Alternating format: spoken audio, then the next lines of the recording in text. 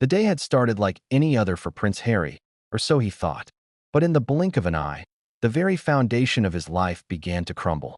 Imagine receiving a message that could alter everything you thought about your identity, your family, and your legacy. That morning, Harry was summoned to Buckingham Palace, and from the moment he read the envelope, a chilling realization took hold. Nothing would ever be the same again. Have you ever wondered what it feels like when the people you trusted the most hold secrets so monumental they could shatter your entire world? For Harry, that question was no longer theoretical, it was reality.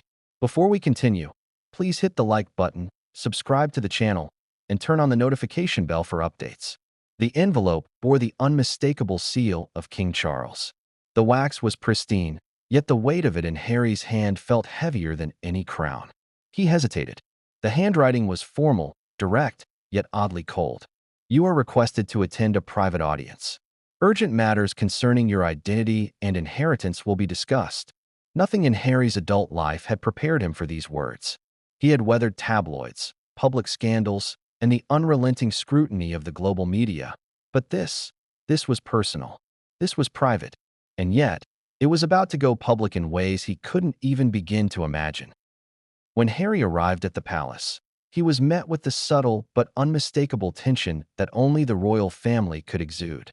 A hush fell over the room as he stepped inside, and the usual opulence of the palace suddenly felt suffocating. Every detail, from the glint of gold on the furniture to the soft rustle of the curtains, seemed to whisper secrets. He could sense the presence of history, authority, and expectation pressing down on him, heavier than any crown he might have inherited. But nothing prepared him for the envelope that waited on the grand desk. A second one, this time thicker, stamped with the phrase, "Confidential, immediate action required." Shocking as it may seem, this was the moment the whispers of the past began to collide violently with the present.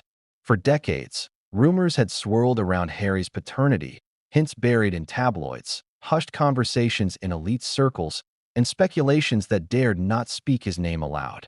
And now, King Charles himself was demanding that Harry confront them directly. The words burned in his mind. Undergo a DNA test.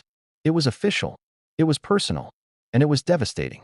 The announcement sent Harry into a whirlwind of emotion. Fear, confusion, disbelief, and anger collided inside him, creating a storm that threatened to consume every rational thought. Could it be true? Had his very identity been constructed on a lie? Questions swirled relentlessly. Was James Hewitt, the name that had haunted whispers and media speculation for decades, actually his biological father?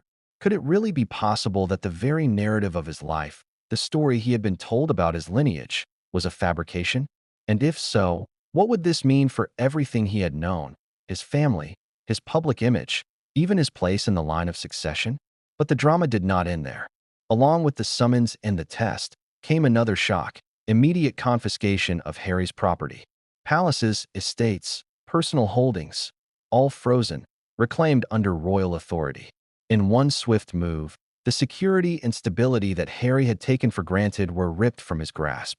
Imagine, for a moment, standing in your home one day, surrounded by memories, and being told it no longer belongs to you. How would you react? What would you feel as the world watches your life being dismantled piece by piece?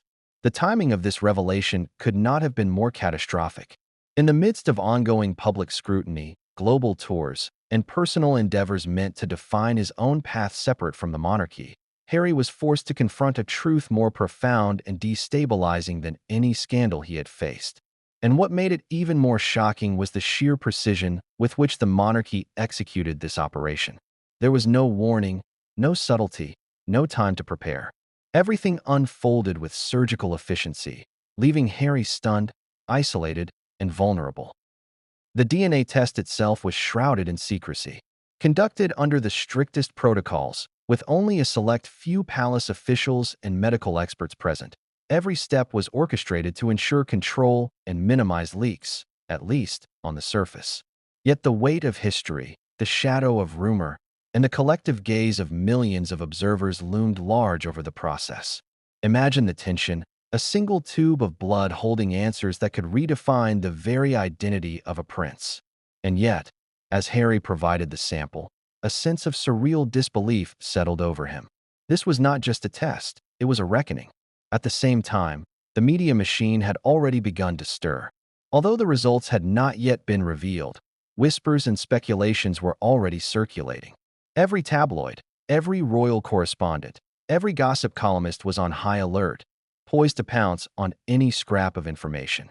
The public's fascination with royal scandal is insatiable, and in a matter of hours, Harry's private turmoil would become global spectacle. Yet no one outside those walls truly understood the emotional devastation he was experiencing, the fear of a world suddenly seeing him not as a prince, but as a man whose very parentage was in question. And what about the broader implications? If the rumors were confirmed, the consequences would ripple through the monarchy, affecting succession, public perception, and international relations. Estates and titles once considered untouchable could be challenged. Wealth and inheritance, meticulously structured over centuries, would face unprecedented scrutiny. For the royal family, the stakes were immense. And for Harry, it wasn't just about property or titles. It was about identity, legacy, and belonging. Even more shocking was the emotional toll on Harry. The prince, who had spent a lifetime navigating public expectations, personal tragedies, and the complex legacy of his mother, Princess Diana, now faced a confrontation with his own history that no one could have prepared him for. Questions of love, loyalty, and betrayal now collided with his every memory. Could it really be true that James Hewitt, a figure long entwined in public rumor, held a biological claim to Harry's life? And if so, how would the world react when the truth emerged? How could Harry reconcile the life he had lived with a reality that might be fundamentally different? In addition to personal stakes, there were the whispers from the palace corridors, subtle but piercing.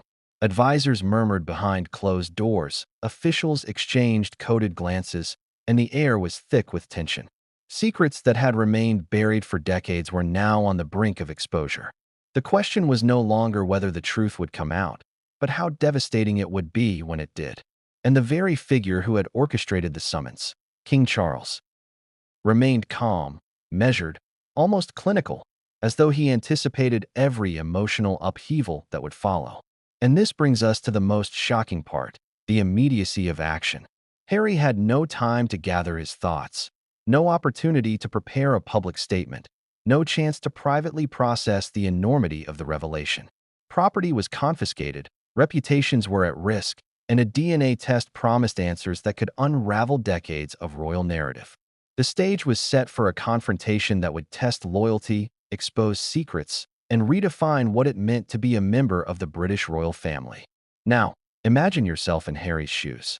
What would you do if everything you believed about your identity was called into question? How would you navigate the court of public opinion while simultaneously grappling with the possibility that your family had concealed a monumental truth for decades? And yet, despite the shock, the fear, and the humiliation, Harry had no choice but to face the moment. Because this was bigger than him, bigger than wealth, bigger than titles, bigger than the palace walls themselves. The world was watching, and the next revelation would not only define his life, but also reshape the monarchy as the public knew it. And the first bombshell was yet to come. The envelope, still lying on the grand desk, contained information so sensitive, so explosive, that even seasoned palace officials hesitated to speak of it. It hinted at documents, eyewitness accounts, and private communications that could either confirm or shatter the rumors swirling around James Hewitt. And as Harry reached for it, a deep sense of foreboding took hold. One wrong step, one miscalculated move, and the consequences could be catastrophic, not just for him, but for the entire royal family. But what came next would change everything, and no one saw it coming. What would you do if you received a letter from your father, the king, that simply read, "You are required to appear immediately. Matters of grave importance await"? For most people, it might be an odd formality. For Prince Harry, it was a summons that would forever alter the course of his life. The words seemed innocuous, almost bureaucratic. Yet there was a weight behind them, a quiet authority, a cold precision that only the monarchy could wield. From the very first moment Harry saw the envelope, he felt a chill crawling up his spine. The morning was crisp and quiet, the kind of morning that seemed ordinary but held a dissonance beneath the calm. Birds chirped outside the windows of Harry's private estate, and sunlight streamed across the polished floors. Yet inside, an unease had taken root. Harry stared at the envelope as though it might answer the unspoken questions swirling in his mind. The wax seal was unmistakable, King Charles's personal insignia. He had seen it many times before on invitations, official decrees, and ceremonial announcements. But this time, it was different. The seal was heavier with implication, sharper with intent, almost as if it carried the weight of history itself. He hesitated. Should he open it immediately? Could he even prepare for the contents within? The envelope had no return address, no indication of who had hand-delivered it. The words inside would dictate his next steps, potentially exposing truths that could reshape his entire existence. What would you feel if you knew your father had called you into his office to discuss something you were not yet allowed to know? Fear? Anger? A creeping sense of dread? For Harry, it was all of these, multiplied by the public scrutiny that had defined his life for decades. When he finally broke the seal, the formal letter inside read with the kind of terse precision that left no room for ambiguity. You are requested to attend a private audience at Buckingham Palace. Urgent matters concerning your identity and inheritance will be discussed. Immediate compliance is required. No salutation, no warmth, just command. Harry's heart pounded. Urgent matters concerning identity. Inheritance. The phrasing was careful, yet loaded with implication. The words resonated like the echo of a gavel in a courtroom or the distant toll of a bell warning of impending reckoning. Within moments, Harry was enveloped in a storm of emotion. Questions arose faster than answers could come. What could matters concerning identity mean? Was this about titles? The line of succession? Or was it something far more personal? And why the sudden urgency? He tried to steady himself, to summon rational thought. But every memory of past rumors, whispers about his parentage, and fleeting mentions of James Hewitt flashed before his eyes. Was this the moment when the whispers would collide with reality? Was it possible that he would be forced to confront truths that had been hidden for decades, concealed behind royal etiquette and public smiles?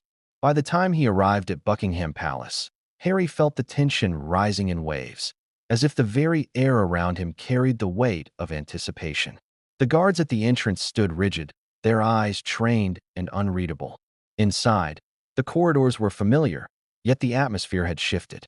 It wasn't the grandeur or the history that commanded attention. It was the sense that everything was in motion behind closed doors.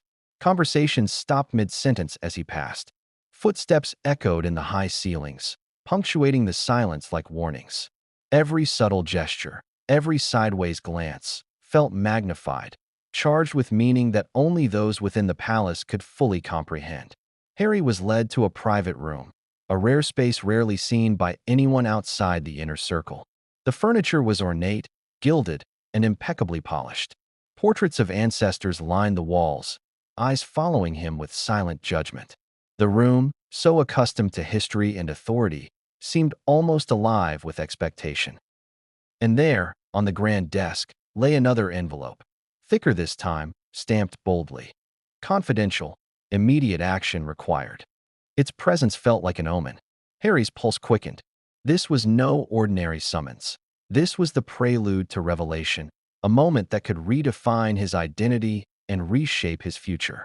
As he approached the desk, memories of childhood moments with his father surfaced. He remembered afternoons in the palace gardens, lessons in history and responsibility, and the subtle undercurrents of expectation that had always accompanied those lessons. But those memories were now tinged with uncertainty.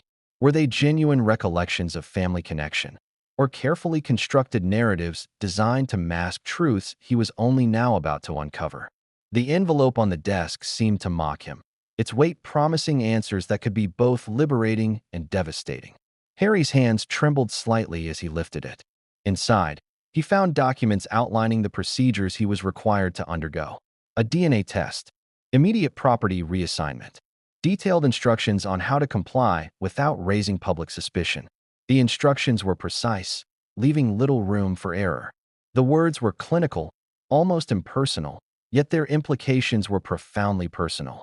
A single test could unravel decades of secrecy. A revelation could strip him of assets, titles, and perhaps even his identity.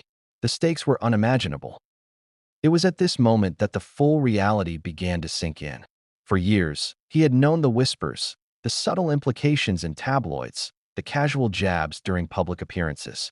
And now, the whispers were formalized, codified, and enforced at the highest level.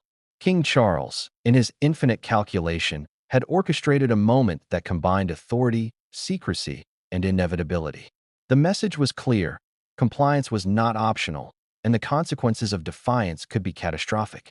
Harry's mind raced. How could he navigate this situation without losing everything?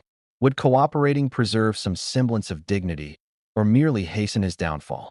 Could he challenge the summons, or would doing so be perceived as rebellion, further fueling the public spectacle that was sure to follow? Each question seemed more urgent than the last, each possibility more perilous. And yet, there was no turning back. This was the moment where the private world collided violently with the public stage. As the minutes stretched into hours, Harry prepared himself for what was to come. He reviewed the documents carefully, weighing the instructions against the implications. Every clause seemed designed to control, to limit, and to direct his actions. The DNA test, in particular, loomed like a specter. One small tube of blood could confirm or shatter the very narrative of his life. He thought about his mother, Princess Diana, and the complex legacy she had left behind. How would she have reacted? What guidance, if any, could have been imparted from beyond the grave? And then there was the property issue. Estates, palaces, personal holdings. Suddenly, they were no longer his to command. The confiscation was immediate, leaving Harry with a disorienting sense of vulnerability. Property had always been more than wealth. It was a tangible connection to his history, a grounding in his identity, and a symbol of the legacy he carried. Losing it in one swift move, enforced by royal authority, added a tangible weight to the emotional upheaval he was experiencing. At that moment, a palisade quietly handed him a note. The handwriting was unmistakable: King Charles himself. Proceed with the steps outlined. Time is of the essence. Your compliance will ensure minimal disruption. Harry read it twice, the words echoing in his mind. Minimal disruption? How could anything about this be minimal? The world was about to watch his private life become a public spectacle, and the very narrative of his identity was at stake. As he left the room, heading toward the chamber where the test would be administered, Harry felt an overwhelming mixture of dread and anticipation. He knew that whatever happened next would define him, perhaps forever. The corridors of Buckingham Palace stretched endlessly, a physical manifestation of the labyrinth of history, secrecy, and authority he was about to navigate. Every step brought him closer to a moment that could unravel decades of personal and public narrative. And then, just before he reached the chamber door, he paused. A fleeting glance revealed something that made his stomach twist: a subtle shift in the guard's posture, an almost imperceptible glance exchanged between two aides. The message was clear: what lay ahead was far more than a simple DNA test or property reassignment. This was a reckoning, a confrontation with truths that had been buried, manipulated, and protected for generations.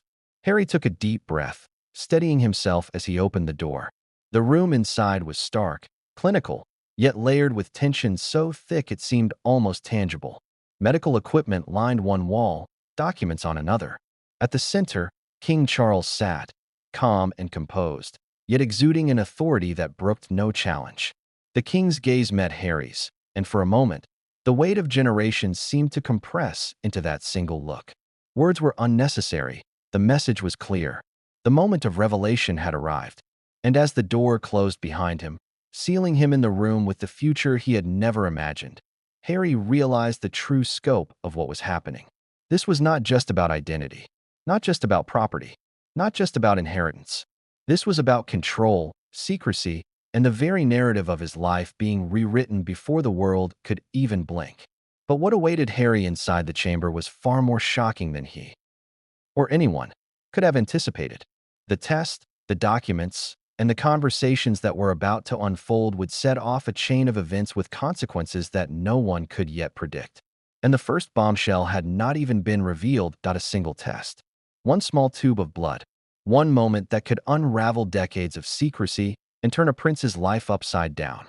Prince Harry had faced countless headlines, rumors, and public scrutiny over the years, but nothing had prepared him for the reality of what awaited him that morning.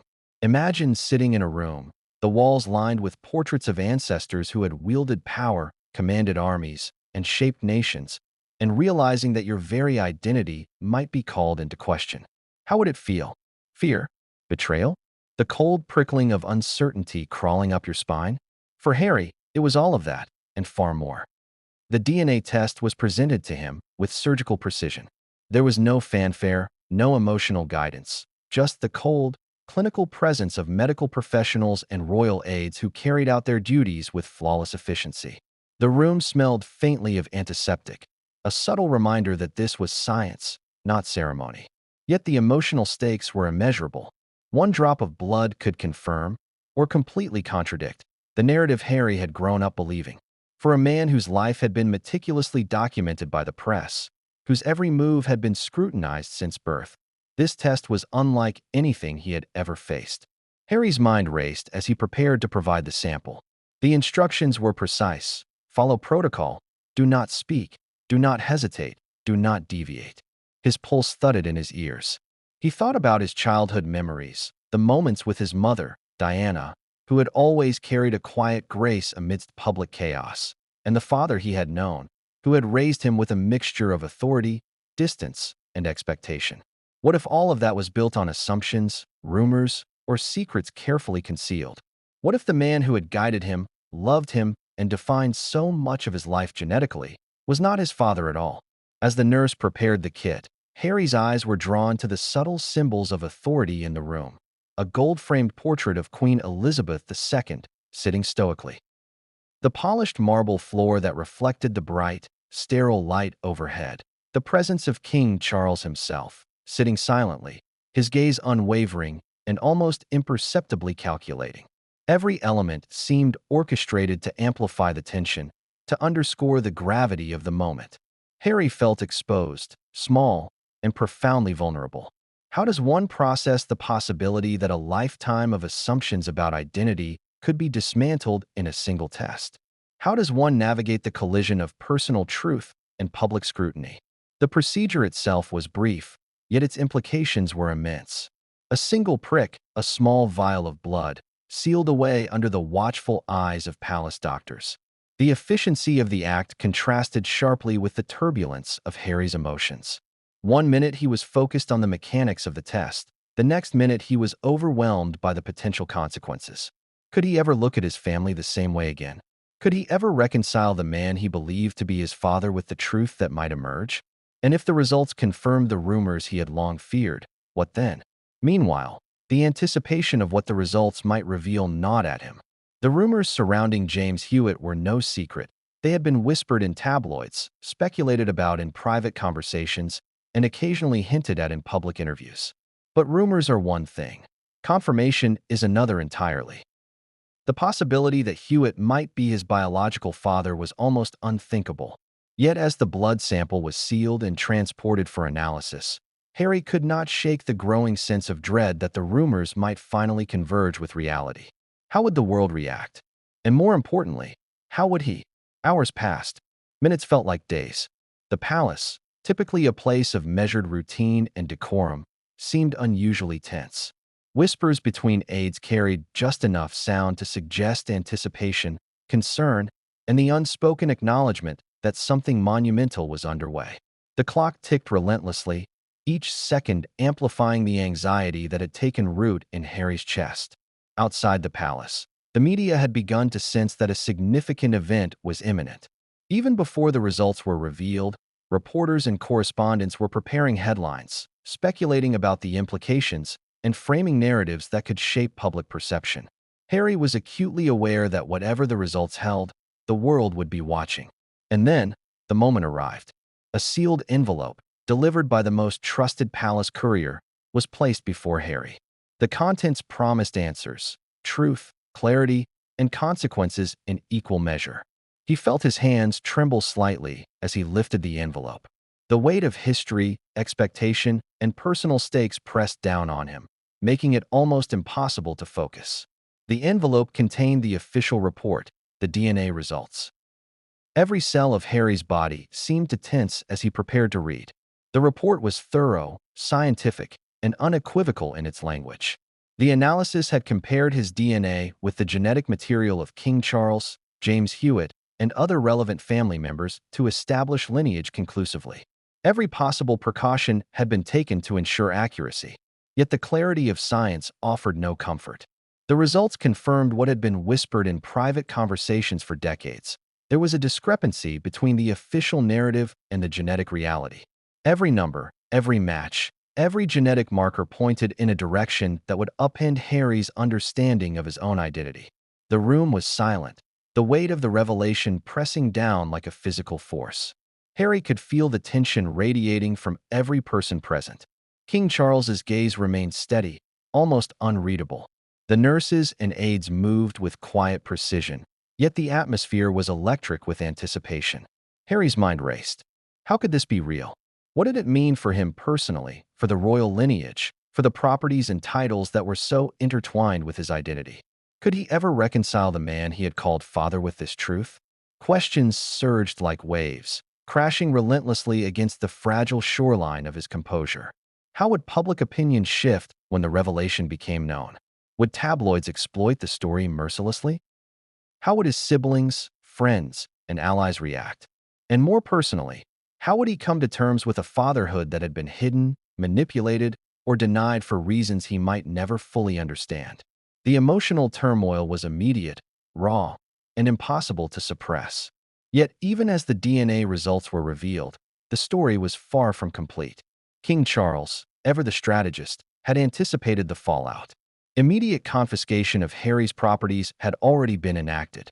Estates, homes, and personal holdings that symbolized both wealth and heritage were frozen under royal decree. For Harry, this was not just financial devastation, it was symbolic. The places he had considered safe, personal, and part of his legacy were now claimed as instruments of authority, reminders that the monarchy could dictate consequences as easily as it defined traditions. Harry's mind spun as he tried to process the dual shock of personal revelation and property confiscation. Every memory, every assumption, every relationship now seemed fraught with uncertainty. The DNA test was not just a test of biology. It was a test of identity, of loyalty, and of the very narratives that had shaped his existence. And the consequences extended beyond himself. The monarchy, the media, the public, every stakeholder was poised to react, to speculate, to amplify the drama that was unfolding behind palace walls. And yet, amidst the chaos, one thought persisted. How had it come to this? How had whispers, rumors, and clandestine affairs reached a point where the king himself deemed it necessary to summon a son, enforce a test, and confiscate property? The answer was as complex as it was chilling. Secrecy, control, and the careful orchestration of public image had governed the royal family for decades. And now, those mechanisms were being deployed in the most personal, devastating way possible. The emotional stakes were overwhelming. Harry's sense of self, already fragile after years of public scrutiny, was fractured. Relationships with family, friends, and allies were thrown into uncertainty. And perhaps most profoundly, his understanding of the world he had inherited, the palace, the titles, the privileges, was fundamentally destabilized. How could one person reconcile a lifetime of love, loyalty, and personal history with a truth that undermined every certainty? And then came the whispers from the aides. One misstep, one misstatement, and the fallout could be catastrophic. The DNA test, while definitive, had triggered a chain of events far beyond a simple scientific procedure.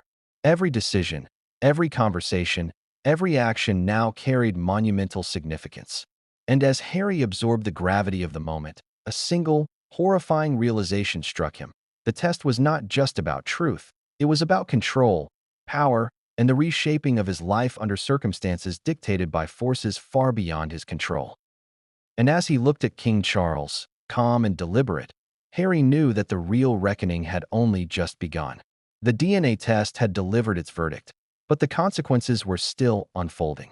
And the next revelation would be even more shocking, more personal, and more consequential than anything he had faced so far. But what came next would expose not only the truth about his lineage, but also the depths of manipulation, secrecy, and betrayal that had been orchestrated behind palace walls for decades. Imagine being told, decades after your birth, that the man you believed was your father might not be your biological parent. For Prince Harry, that chilling possibility had just moved from rumor to reality. The DNA test results were no longer a question. They were a statement, a line in a story that had haunted him since childhood. And the name at the center of it all? James Hewitt, a name whispered in tabloids, hinted at in documentaries, and long denied by those involved. But now, suddenly, undeniable. James Hewitt had been a figure in Harry's life in ways that the public never fully understood. He was a cavalry officer, a man whose charisma and charm had once captured headlines due to his association with Princess Diana. Public fascination with Hewitt had spanned decades, fueled by interviews, memoirs, and endless speculation about the closeness of his relationship with Diana. But for Harry, Hewitt had been something else entirely. A specter lurking in the background, a shadow in the story of his parentage, a rumor that never quite left his mind. And now, the whispers had been given teeth.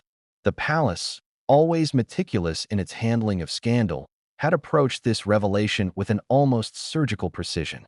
Private investigators had been employed years ago, discreet inquiries into the timelines, the genetics, and the private correspondence that could confirm or disprove the decades-old speculation.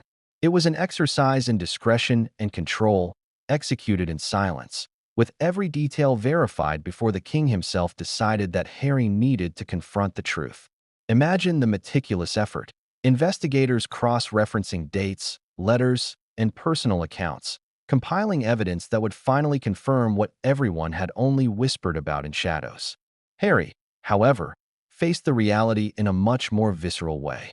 He had grown up hearing jokes, subtle innuendos, and the occasional snide remark from media figures and public commentators.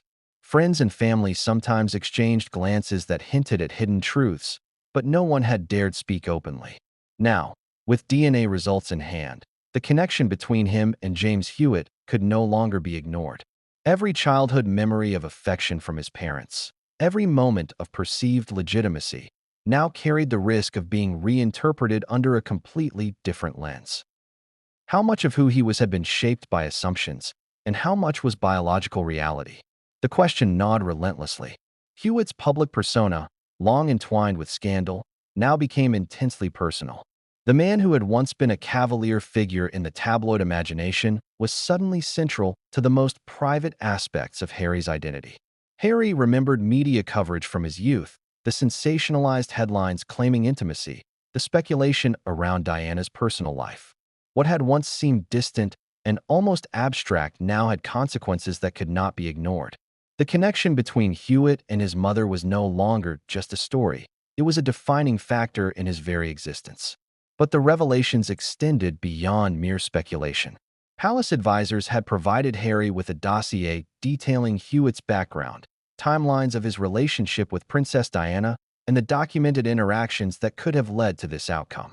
Each entry was meticulously verified, referencing letters, diaries, and eyewitness accounts. The evidence painted a picture of closeness and intimacy that, when juxtaposed with the DNA results, became almost impossible to dismiss. It was one thing to hear whispers in tabloids. It was another to confront them backed by science and documentation. Harry's emotional response was immediate and overwhelming. Anger, confusion, grief, and betrayal collided within him. How could the truth have been kept from him all these years? What motivations had governed his family's secrecy? And perhaps most importantly, what did this mean for his own identity, his relationships, and his place in the royal lineage? Every thought spiraled into another, leaving him in a state of emotional vertigo. How does one process the possibility that your very existence had been manipulated, orchestrated, or concealed by the adults you trusted most? Adding to the complexity, Hewitt himself had long maintained a measured public persona. In interviews and memoirs, he had often been careful to deflect questions, maintain distance, and protect both himself and those involved. Yet now, under the glare of palace scrutiny, the private and public narratives were colliding. The DNA confirmation meant that any attempt at denial would be futile. Every word, every interview, every historical account could be re-examined, reframed, and scrutinized under the light of scientific proof. For Harry, this was an emotional minefield, a landscape where every step carried personal and public consequence. Even the most casual observer could see the irony in the situation. James Hewitt, once considered a secondary figure in the royal narrative, had suddenly become central to it in a way that no one had anticipated. The man who had been a footnote in media speculation now stood as a defining figure in Harry's life, his biology intertwined with Harry's very identity. The palace, aware of the explosive nature of this revelation, had carefully orchestrated every moment to ensure that Harry confronted the truth with no distractions, no interference, and no possibility of evasion. It was, in essence, a controlled unveiling of the ultimate scandal. Harry's reflections turned to his mother, Princess Diana. She had navigated her own public and private struggles with grace and courage, but what would she have thought of this revelation? How would she have guided him through the storm of emotions, media frenzy, and familial tension that was now unavoidable?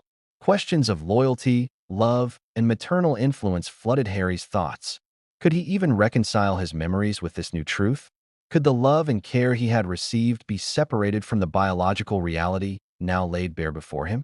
In the midst of his internal turmoil, Harry began to consider the wider implications.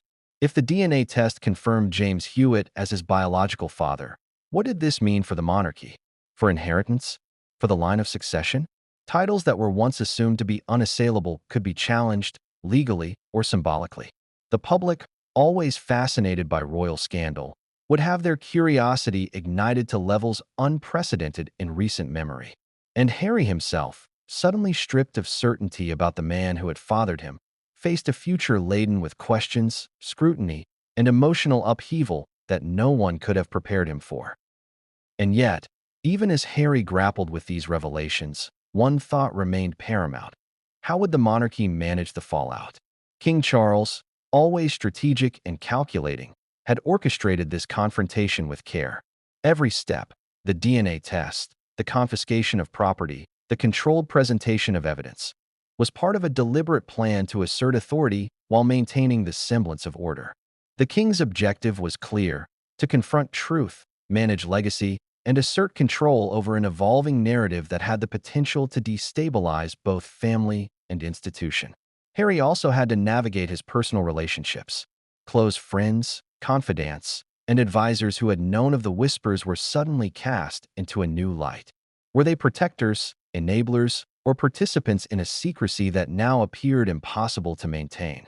The question of trust, once abstract, had become immediate and urgent.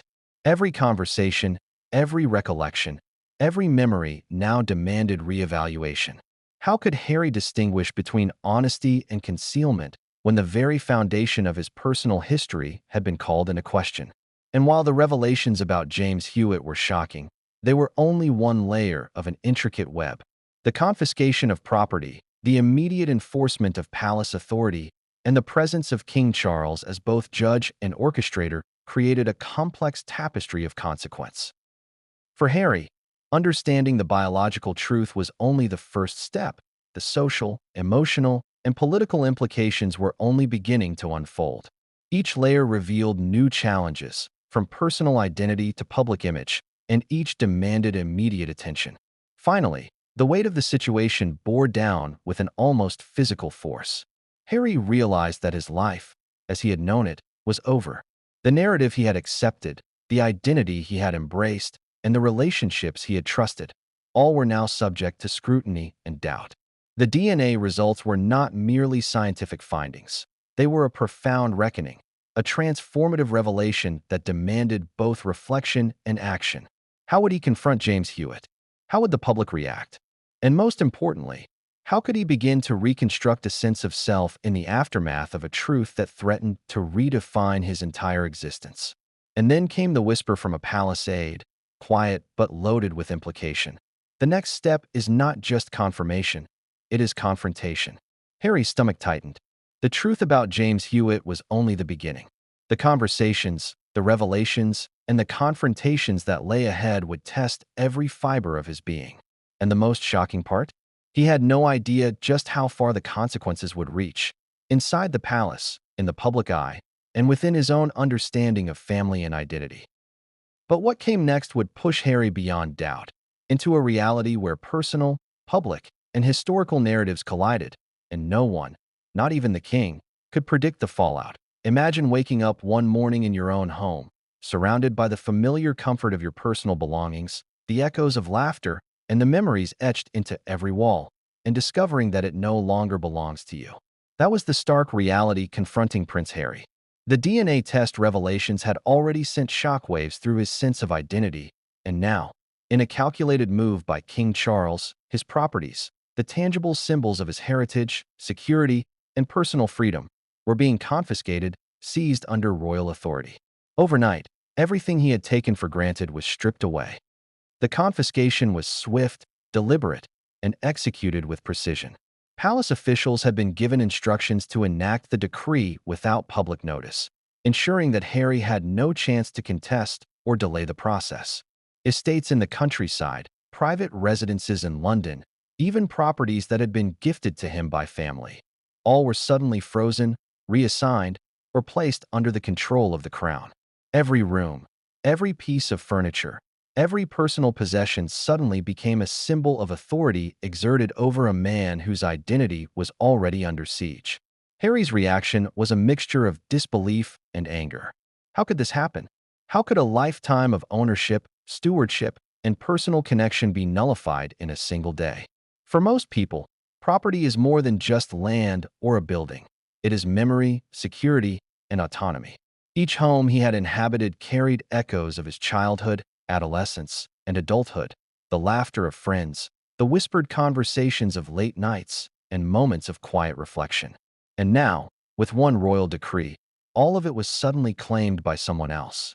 Imagine the emotional weight of that realization, the sense that the foundations of your life were being pulled out from under you without warning. The confiscation process itself was meticulous and symbolic.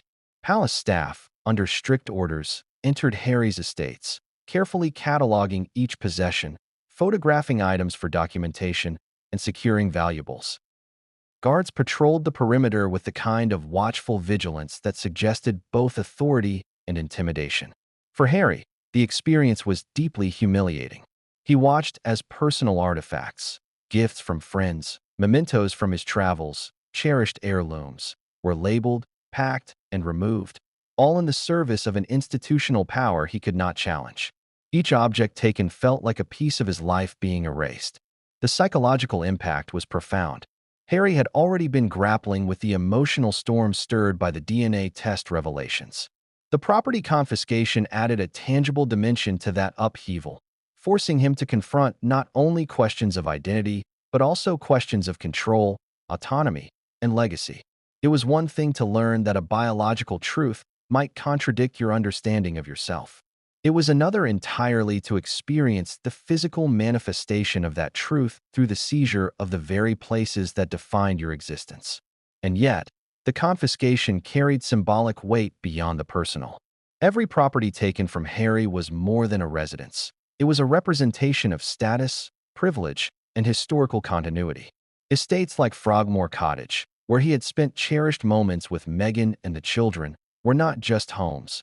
They were symbols of his role within the royal family, markers of inheritance and expectation. To see them reassigned, even temporarily, was a blow not only to personal sentiment, but to the very notion of legitimacy and belonging.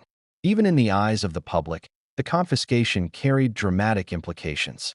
Media outlets had already begun speculating about the reasons for the move, the timing, and the consequences. Headlines flashed around the globe. Prince Harry's estate seized. Royal decree enforces DNA revelation fallout. Crown reclaims property from estranged son. Social media buzzed with speculation, outrage, and debate.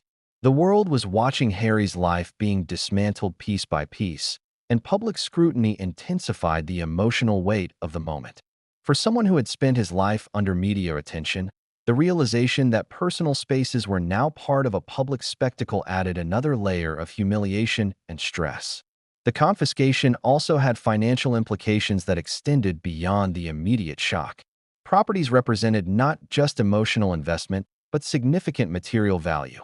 The sudden loss of assets altered Harry's financial autonomy, limited his ability to plan for future endeavors, and introduced a level of dependency he had not anticipated. What had once been a source of independence and security was now a reminder of vulnerability and control.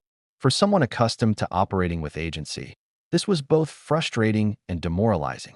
Yet, beyond the tangible loss, there was a deeper psychological impact. The symbolism of authority.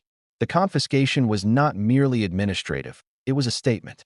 King Charles's actions communicated power, decisiveness, and control in a way that could not be ignored. The message was clear.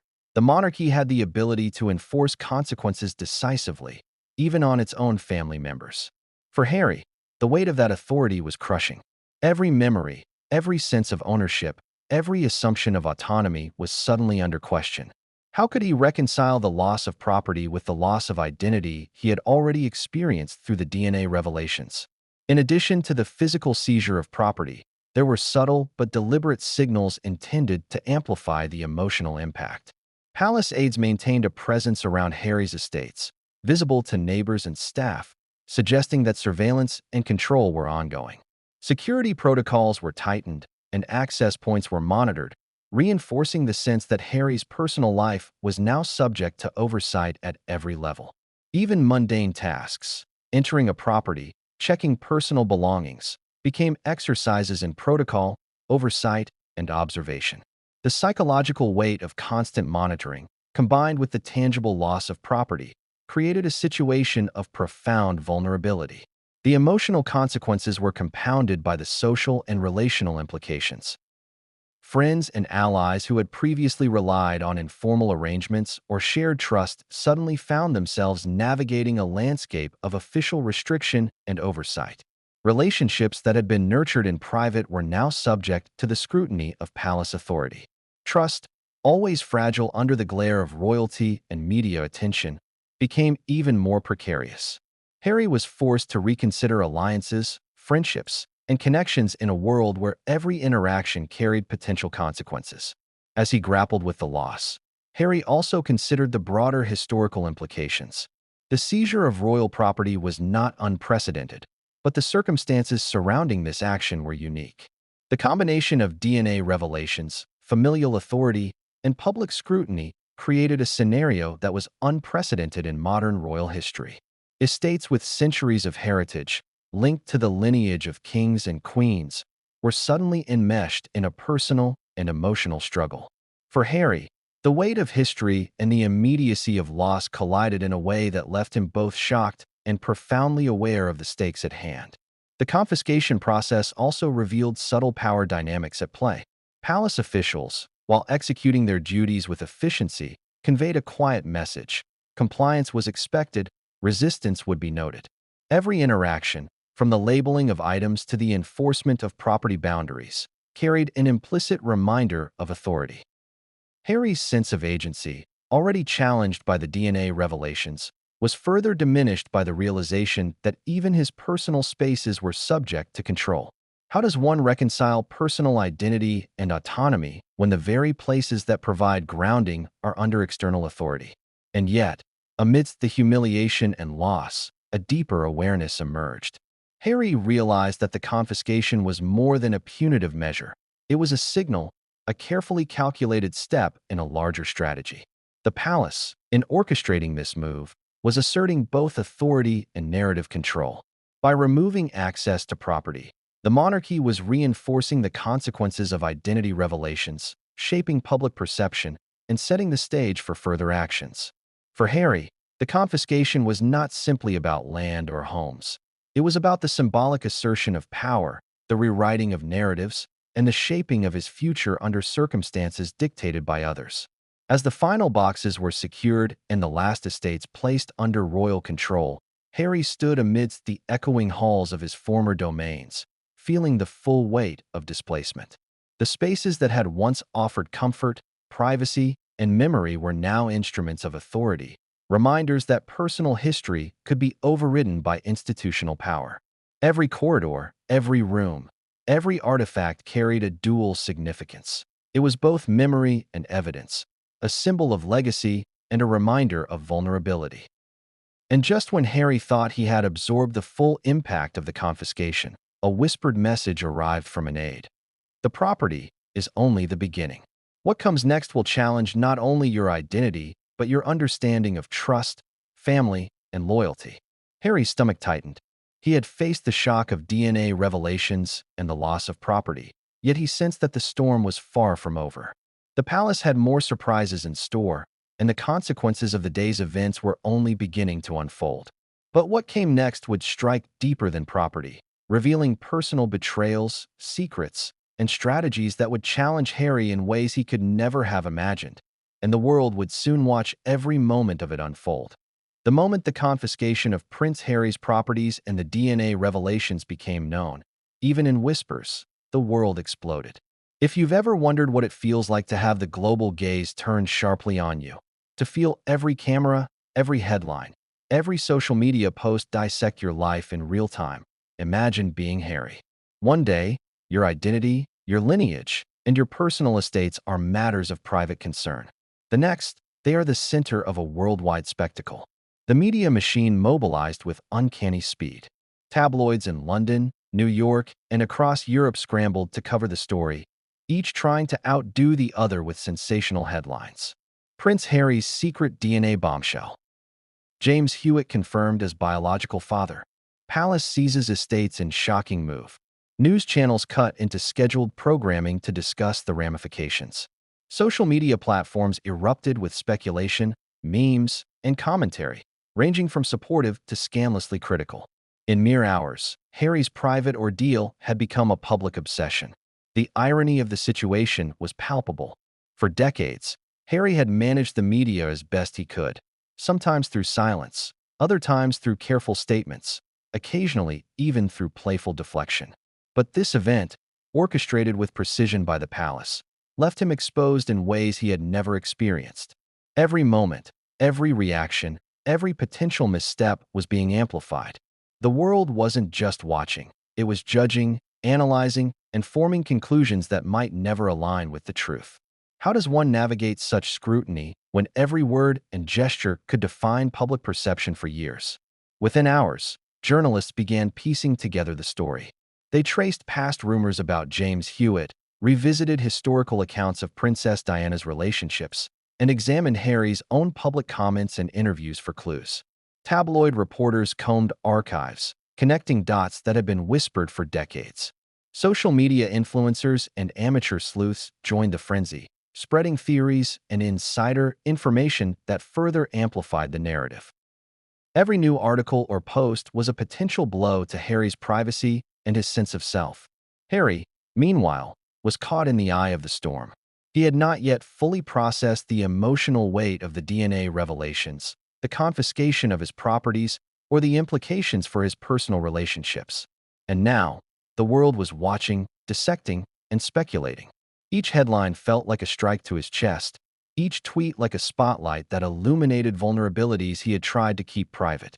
How could one maintain composure, clarity, and strategy in the midst of such relentless public attention? Adding to the tension was the subtle yet deliberate framing of the story by the press. Headlines emphasized scandal, betrayal, and secrecy, rather than nuance or personal impact. Royal betrayal. DNA test rocks the palace, read one article. Another stated, Prince Harry's inheritance and identity in jeopardy after DNA revelations. Even news outlets that typically avoided sensationalism struggled to resist the allure of such a story. The narrative was already shaping public perception, regardless of the accuracy of the details. Social media, with its instantaneous reach, created an environment where every rumor, leak, and speculation became amplified. Fans, critics, and neutral observers flooded platforms with commentary. Some expressed sympathy for Harry, emphasizing the emotional trauma and familial betrayal he faced. Others criticized him for perceived indulgence or privilege, failing to grasp the emotional complexity of the situation. Memes and viral content transformed the personal crisis into public entertainment. For Harry, the experience was surreal. The intimate drama of family and identity had been turned into a spectacle that spread faster than any palace statement could contain. And then came the leaks. Anonymous sources, claiming to be close to the palace or royal advisors, began releasing insider information to news outlets. Conversations, text messages, and partial documents were circulated, each designed to stir curiosity and provoke outrage. Even without verification, the media ran stories based on these leaks, creating a feedback loop where speculation drove coverage and coverage drove more speculation. The result was a maelstrom in which truth, rumor, and conjecture became nearly indistinguishable. Harry's personal network also felt the impact. Friends, confidants, and allies were suddenly contacted by journalists, pressured to comment, and pulled into the vortex of media scrutiny. Private conversations became public fodder, and trust was tested. Who could be relied upon? Which allies would remain loyal when their own reputations were at stake? The DNA test and property confiscation were no longer just private matters. They had become catalysts for social, emotional, and political upheaval. Despite the chaos, palace officials attempted to manage the narrative. Carefully worded statements were released, emphasizing privacy, discretion, and the ongoing processes behind the DNA confirmation and property reassignment. But the damage was already done. The media, once alerted, operates with a momentum that is difficult to control. Headlines, images, and commentary had already shaped the story in the public imagination, creating a narrative that would be difficult to redirect. For Harry, the sense of powerlessness was profound. How could one influence perception when the machinery of information and speculation moves faster than truth? Meanwhile, international media outlets picked up the story, magnifying its impact. News programs in the United States, Europe, Asia, and beyond analyzed every detail, comparing Harry's situation to historical precedents, exploring potential legal ramifications, and speculating on royal family dynamics. Social media users shared clips of past interviews, reinterpreted them in light of the DNA revelations, and engaged in heated debates about morality, loyalty, and transparency. Harry's life, once intensely private despite public visibility, had become a global spectacle.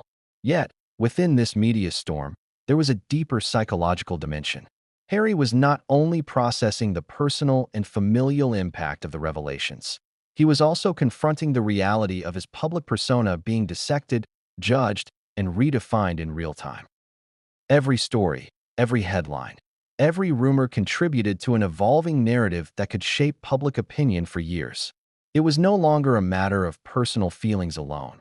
It was about legacy, reputation, and the interpretation of history itself. And still, the palace had more surprises in store. As the media frenzy continued, more documents, letters, and internal communications were quietly prepared for release or selective circulation. The strategy was to maintain control while feeding enough information to satisfy curiosity, ensuring that Harry's every move and reaction would be scrutinized and analyzed. It was an orchestrated storm, designed to both reveal and manipulate, to expose and constrain, leaving Harry navigating a landscape where truth, power, and emotion collided. Friends and allies began reaching out cautiously, offering support but also advice. Every word carried weight. Every recommendation was tinged with the knowledge that public perception could shift in an instant. Conversations that might have been private in any other circumstance were now heavily influenced by the potential for leaks, misinterpretation, and media amplification. Harry was forced to measure his trust, weigh his options, and consider every interaction carefully, knowing that even a simple misstep could become a global headline. Meanwhile, the narrative around James Hewitt intensified. Media outlets revisited past stories, photographs, and interviews, seeking connections and patterns. Public fascination with the supposed affair between Hewitt and Princess Diana became intertwined with the revelations about Harry's parentage, creating a media narrative that was as sensational as it was invasive. The juxtaposition of biology, scandal, and public perception made the story irresistible to audiences worldwide. For Harry, it was almost unbearable. The private truths of his life were now subjects of speculation, analysis, and judgment in front of millions. And just as Harry began to anticipate the worst of the media storm, a new layer emerged. Anonymous insiders suggested that additional palace documents had surfaced, implying that the timeline of James Hewitt's relationship with Princess Diana was more complex than previously reported.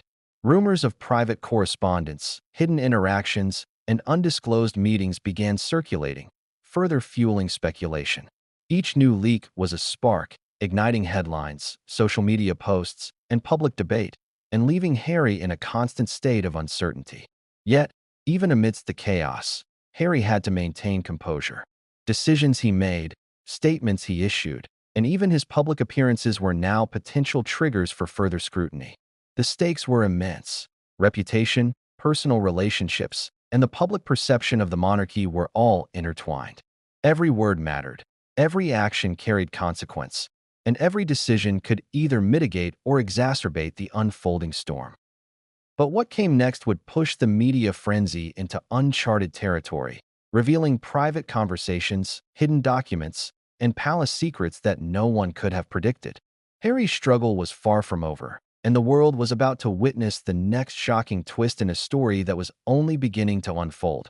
Imagine the walls of Buckingham Palace, once a sanctuary of protocol and privacy, suddenly filled with whispers that should never have escaped.